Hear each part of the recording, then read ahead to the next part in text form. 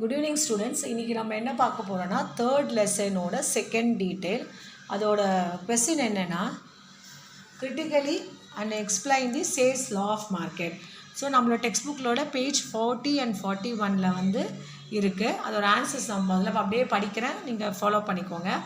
Sales law of market is the core of the classical theory of employment. So இது based on the என்னென்னா கோருங்கிறது extreme, இது ஒரு that is classical theory வேறு extreme, இது வேறு எக்ஸ்ட்ரீம், ரெண்டும் வேறு வேறு எக்ஸ்ட்ரீமில் இருக்குதுன்னு அர்த்தம். J B Say was a French economist and an industrialist. He was influenced by the writings of Adam Smith and David Ricardo. So he was influenced by the writings of Adam Smith and David Ricardo. So இவரை பற்றி அந்த economist ஜேபிசியை பற்றி நம்ம அது ரெண்டு few lines கொடுத்துருக்காங்க. So he was influenced அவரோட right that is Adam Smith and David ரிகார்டோவோட ரைட்டிங்ஸால் இவர் ஈர்க்கப்பட்டார் அப்படின்னு தான் அதோட அர்த்தம். JBC enunciated proportion that supply creates its own demand. ஆக்சுவலாக law of market பற்றி என்ன இதுனா supply creates demandனா உற்பத்திக்கு ஏற்ற டிமாண்டுங்கிறது என்னென்ன தேவைகள் இருக்குது அப்படின்றது தான் இதோட மெயின் சேயிங்கே. இதான் supply creates its own demand is law of மார்க்கெட்டில் சொல்கிறாங்க. எனுன்சியேட்னா தெளிவாக விளக்குறதுன்னு அர்த்தம், ப்ரொபோர்ஷன்னா முன்மொழியிறது அப்படின்னு அர்த்தம். ஸோ முன்மொழியது என்ன சொல்கிறாங்கன்னா supply creates its own demand, hence there can not be general over production or the problem of unemployment in the economy. இப்போ என்ன சொல்கிறாங்க, சப்ளை கிரியேட்ஸ் இஸ் ஓன் டிமாண்டுங்கிறதுனால ஓவர் ப்ரொடக்ஷன் இருக்காதுன்னு சொல்கிறாரு. ஏன்னா தேவைகளுக்கு ஏற்ற தான் உற்பத்தி பண்ணுறன்னும் போது அதிகபட்சமான உற்பத்திக்கு இருக்க வாய்ப்புகள் இல்லைங்கிறது தான் இவருடைய argument. According to Say when goods produce by firms in the economy, அவருடைய ஆர்குமெண்ட் என்னென்னா சப்ளை கிரியேட்ஸ் இட்ஸ் ஓன் டிமாண்டுன்னு போது ஓவர் ப்ரொடக்ஷன் வர சான்சஸ் இல்லை. ஏன்னா தேவைகளுக்கு ஏற்றதான் நம்ம உற்பத்தி பண்ணுறோன்னும் போது இதோட அன்எம்ப்ளாய்மெண்ட்லாம் வர சான்சஸ் இல்லைங்கிறது தான் இவரோட argument. According to Say when goods produce in firms in the economy the paid reward to the factors of production. So இது என்ன சொல்ல வர்றாருன்னா இப்போ ஃபேக்டர்ஸ் ஆஃப் ப்ரொடக்ஷன் தான் நம்மளுக்கு ஏற்கனவே தெரியும். ஃபேக்டர்ஸ் ஆஃப் ப்ரொடக்ஷன்றது என்ன, லேண்ட், லேபர், கேபிட்டல், ஆர்கனைசேஷன். அதுக்கேற்ற மாதிரி நம்ம ரிவார்ட் பண்ணும்போது ரிவார்டுங்கிறது என்ன, லேண்டுக்கு ரெண்ட்டு, லேபருக்கு வேஜஸ்ஸு, கேபிட்டலுக்கு ப்ராஃபிட்டு, ஸோ ஆர்கனைசேஷனுக்கு ஒவ்வொன்றுத்துக்கும் ரிவார்டுன்னும் போது ஸோ அது நம்மளுக்கு வந்து ஓவர் ப்ரொடக்ஷன் ஆக சான்சஸ் இல்லை அப்படிங்கிறது தான் சேயோட அவர் அதை தான் தெளிவுபடுத்த விரும்புகிறாரு. After receiving awards the factors of production spend and the amount on the purchase of goods. So என்னென்னா அந்த ஹவுஸ் ஹோல்ட்ஸுங்கிறது யார், நம்ம த கன்சியூமர்ஸ். ஒன்ஸ் நம்ம என்ன பண்ணுறோம், அந்த ரிவார்ட் வாங்கின பிறகு after receiving the rewards again என்ன ஆகுது, திருப்பியும் வந்து நம்ம அந்த what we earned again is invested in the purchase of goods and services produce by them. அவங்க ப்ரொடியூஸ் பண்ணுற இதுக்கு வந்து நம்ம தான் போய் வாங்குகிறோம். ஸோ ஆஸ் அ ரிசல்ட் என்னென்னா இந்த மணி வந்து இங்கே என்ன சர்க்குலர் ஃப்ளோவில் தான் இருக்குது. Therefore, each product produced in the economy creates demand equal to its value in its market. So அதுதான் என்ன சொல்கிறாங்க, ஒவ்வொரு ப்ராடக்ட்க்கும் அதுக்கேற்ற மாதிரி வேல்யூக்கு ஏற்ற மாதிரி டிமாண்ட் இருக்குது. அதுதான் இந்த லைன்ஸில் சொல்கிறாங்க. இன் short, this classical theory explains that a person receives his income from production which is spent on the purchase of goods and services. So classical தியரினா என்ன அப்படிங்கிறத தெரிஞ்சுக்கணும். ஸோ கிளாசிக்கல் தியரிக்கும் இதுக்கும் என்ன டிஃப்ரென்ஸுங்கிறது தான் இந்த பேரா நம்ம பார்க்குறோம். In short, this classical theory explains that a person receive is income from production which is spend on the purchase of goods and services produce by them. So என்னென்னா ஒருத்தருக்கு எப்படி வருமானம் வருதுன்னா அவங்க ப்ரொடியூஸ் பண்ணி அதை வந்து மற்றவங்களுக்கு ஸ்பெண்ட் பண்ணிடுறாங்க on the purchase of goods and services by them. அதை வந்து as a economy as a whole அப்படின்றது தான் இந்த கிளாசிக்கல் தியரி எக்ஸ்பிளைன் பண்ணுறது. இங்கே வந்து என்னென்னா the total production equals to total income, அதுதான் இந்த கிளாசிக்கல் தியரி எக்ஸ்பிளைன் பண்ணுறது. ஸோ இப்போ ஒரு தியரின்னு இருந்தால் அதோட அசம்ஷன்ஸ் இருக்கும், இம்ப்ளிகேஷன்ஸ் அண்ட் கிரிட்டிசம். ஸோ இந்த ஃபஸ்ட்டு வந்து இங்கே அசம்ஷன்ஸ் ஆஃப் சேல்ஸ் of law of market. Assumptions வந்து என்னென்னலாம் நம்ம அப்படின்றத பார்த்துருவோம். அசம்ஷன்ஸ் ஆஃப் தி சேல்ஸ் of law of market. So இதுக்கு என்னென்னலாம் அசம்ஷன்ஸ் இருக்குங்கிறத லைனாக பார்த்துருவோம். இந்த லாக்கு என்னென்ன அசம்ஷன்ஸ் இருக்குங்கிறத நம்ம பார்க்கலாம். ஃபஸ்ட்டு வந்து no single buyer or seller of a commodity or an input can affect price. இதை கேன் அஃபெக்ட் ப்ரைஸ். ஒரு சிங்கிள் பையருங்கிறவங்க வாங்குறவங்க விற்கிறவங்க இதன் மூலமாக ப்ரைஸ் வந்து அஃபெக்ட் ஆகாது அப்படிங்கிறது சொல்கிறாங்க. இதில் வந்து கமாடிட்டிங்கிறது பொருள், இன்புட்டுங்கிறது முதலீடு. செகண்ட் வந்து ஃபுல் இன்புட்டுங்கிறது மதிப்பீடு. செகண்ட் பாயிண்ட் வந்து என்னென்னா ஃபுல் எம்ப்ளாய்மெண்ட். ஃபுல் எம்ப்ளாய்மெண்ட்டுங்கிறது என்னென்னா எல்லாருக்கும் வேலை இருக்கா மாதிரி அப்படின்னு அர்த்தம். தேர்ட் வந்து people are motivated by self interest and self interest determines the economic decisions. Self இன்ட்ரெஸ்ட்ன்றது என்னென்னா மோட்டிவேட்டட்னா தன்னை ஊக்கப்படுத்திக்கிறது, செல்ஃப் இன்ட்ரெஸ்ட்ன்றது சுயநலன் அப்படிங்கிற எக்கனாமிக் டிசிஷன்னா தன்னை அவங்க முடிவெடுக்கிறது, டிசிஷன்றது முடிவெடுக்கிறது.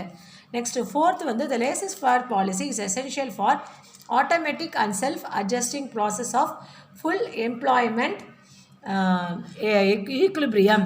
லேசிஸ் ஃபேர் பாலிசிங்கிறது என்னென்னா எல்லாருக்கும் எவ்ரி ஒன் இஸ் ஈக்குவல்னு நினைக்கிறது. ஸோ இங்கே laissez faire policy is essential. அந்த பாலிசி வந்து கண்டிப்பாக இதுக்கு வேணும் அப்படிங்கிற மாதிரி சொல்கிறாங்க. அப்போ தான் வந்து அட்ஜஸ்ட்மெண்ட் வந்து எல்லாருக்கும் ஆகும், அப்போ தான் எல்லாருக்கும் வேலை கிடைக்கும். That is full employment equilibrium. So market process இது மூலமாக என்னென்னா மார்க்கெட் ப்ரோசஸ் வந்து கரெக்டாக இருக்கும், சப்ளையும் டிமாண்டும் ஈக்குவலாக இருக்குங்கிறத கரெக்டாக இந்த பாயிண்டில் நம்ம இது ஒரு அசம்ஷனாக சொல்கிறாங்க. அப்புறம் there will be a perfect competition in labour and product market. Perfect காம்படிஷன்னா என்னென்னா என்னென்ன ஃபீச்சர்ஸுங்கிறது ஏற்கனவே நீங்கள் பார்த்துருக்கீங்க. More number of buyers and sellers, price fixation. So இங்கே ஆஸ் அ ரிசல்ட் வந்து என்ன பர்ஃபெக்ட் காம்படிஷன் இருக்கும் லேபர் மார்க்கெட்டுக்கும் ப்ராடக்ட் மார்க்கெட்டுக்கும். ஸோ இது ரெண்டுத்துக்கும் கான்ஃப்ளிக்ட்ஸ் வராதுங்கிற மாதிரி இது ஒரு அசம்ஷன். நெக்ஸ்ட் வந்து there is a wage price flexibility. இல்லைன்னா வேஜுங்கிறது என்ன, நம்ம வேலை செய்கிறதுக்கு நம்ம வந்து சம்பளம்னு சொல்கிறோம், கூலின்னு சொல்லலாம்.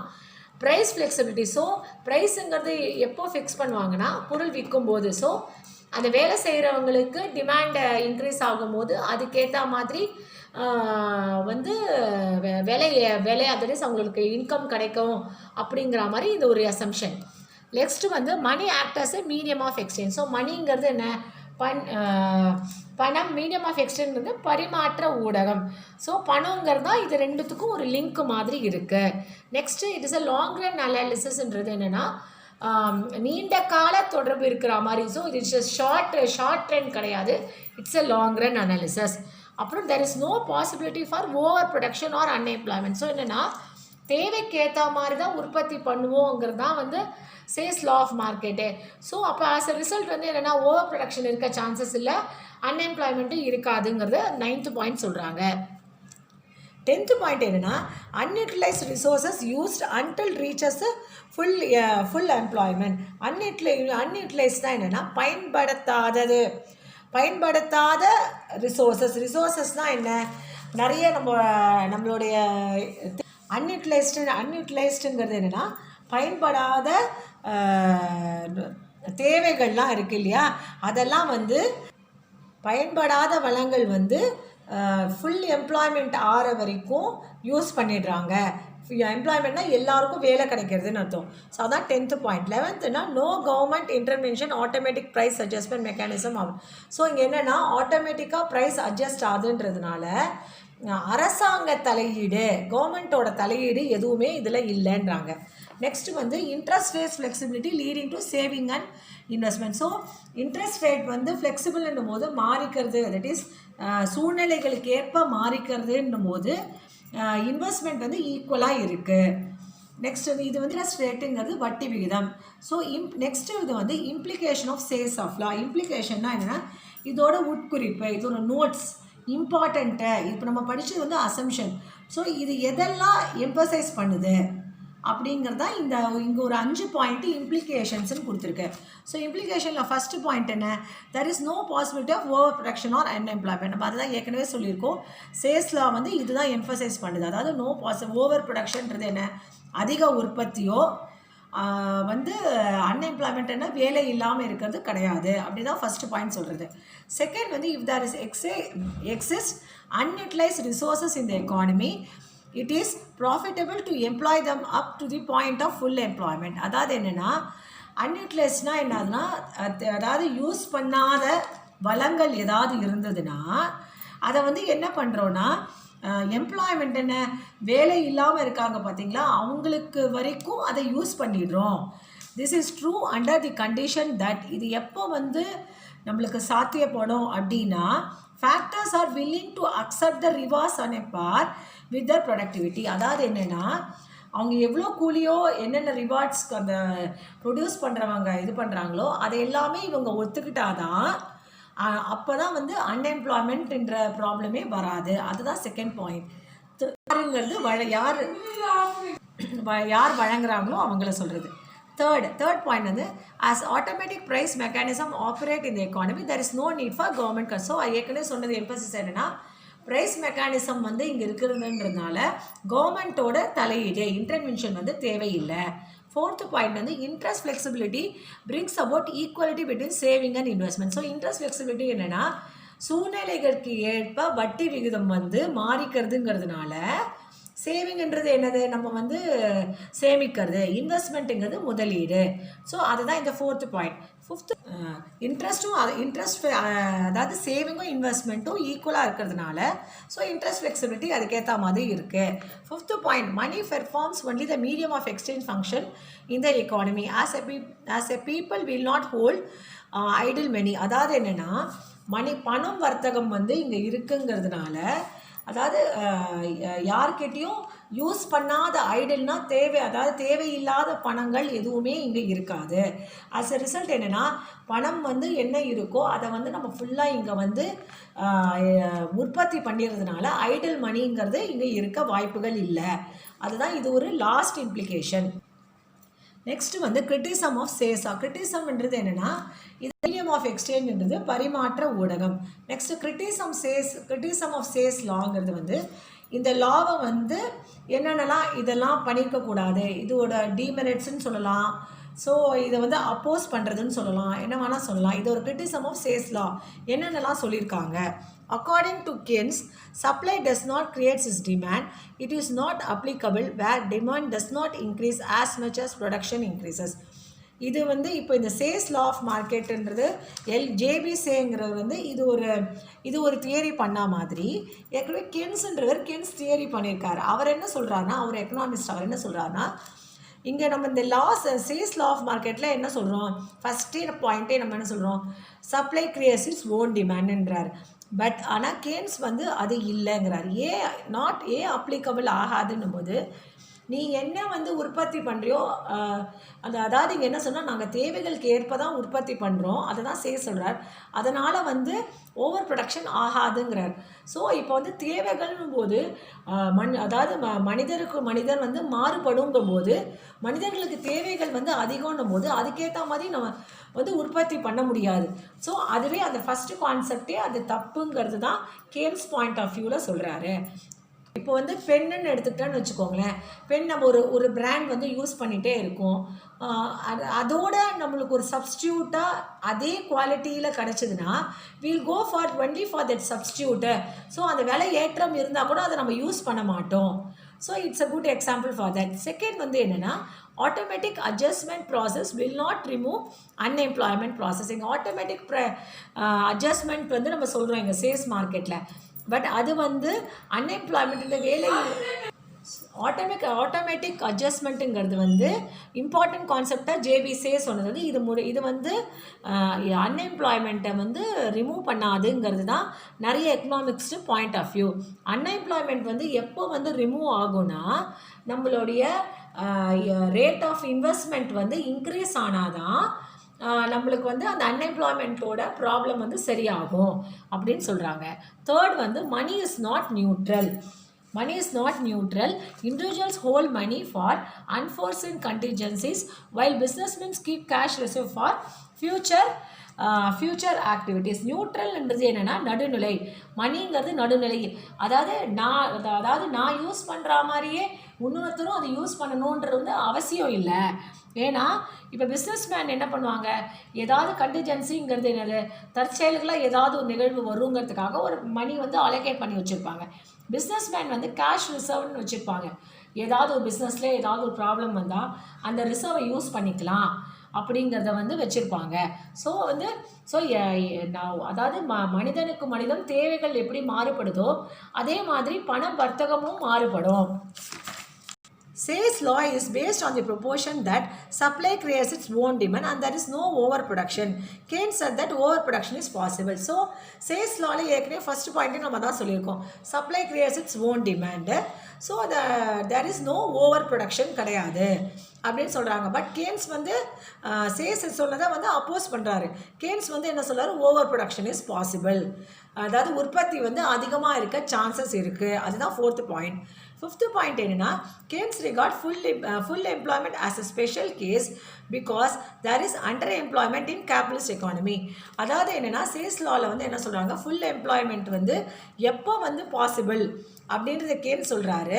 ஒரு ஸ்பெஷல் கேஸாக தான் அதை நம்ம சொல்லலாமே தவிர அது ஒரு மெயினாக நம்ம சொல்ல முடியாது.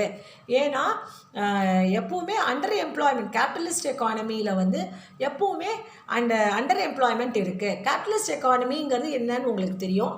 அதில் வந்து ப்ரைவேட் ஒண்டி தான் ஓனர்ஷிப் இருப்பாங்க, அவங்க தான் ப்ரைஸ் ஃபிக்ஸ் பண்ணுவாங்க, ப்ராஃபிட் தான் மெயின் மோட்டிவ். அப்படிலாம் இருக்கும்போது அங்கே வந்து ஃபுல் எம்ப்ளாய்மெண்ட் இருக்க சான்சஸ் இல்லை.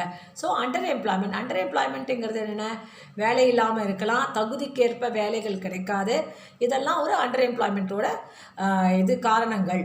Next, sixth point, the need for state intervention arises in the case of general overproduction and mass employment. ஏதாவது ஜேபி சே வந்து என்ன சொல்கிறாருன்னா, ஸ்டேட் இன்டர்வென்ஷனே தேவையில்லை, தலையீடு தேவையில்லை. ஏன்னா வந்து எல்லாமே ப்ரைஸ் ஃபிக்ஸேஷன் எல்லாமே கரெக்டாக இருக்கும் போது கவர்மெண்ட்டோட தலையீடு தேவையில்லைங்கிறது தான் ஜேபிஎஸ்ஏ ஓடுது. பட் வாட் கென்ஸே என்ன சொல்கிறாருன்னா, கென்ஸ்ன்றவை ஏற்கனவே சொல்லியிருக்கேன், இட்ஸ் எக்கனாமிஸ்ட். அப்புறம் என்ன சொல்கிறாருன்னா, ஸ்டேட் இன்டர்வென்ஷன் தேவை. எப்போ தேவைன்னா, நீங்கள் உற்பத்தி அதாவது தேவைக்கு இல்லாமல் நிறைய உற்பத்தி பண்ணிவிட்டு ஒரு ஃபால்ஸ் மார்க்கெட் சிச்சுவேஷன்லாம் க்ரியேட் பண்ண ஆரம்பித்தாங்கன்னா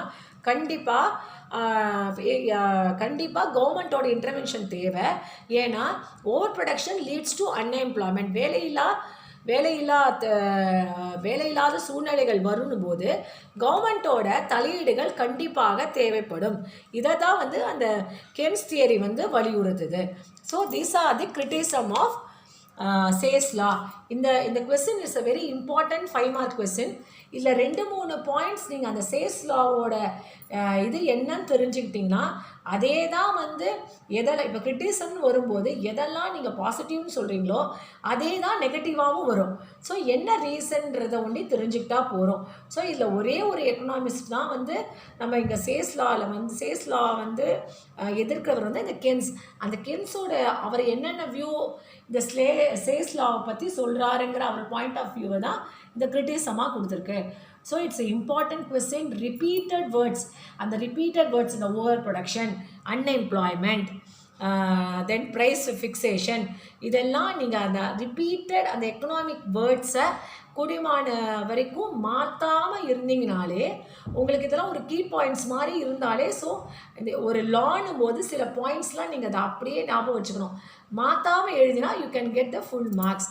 If you like this video, share this video to your friends and subscribe my channel.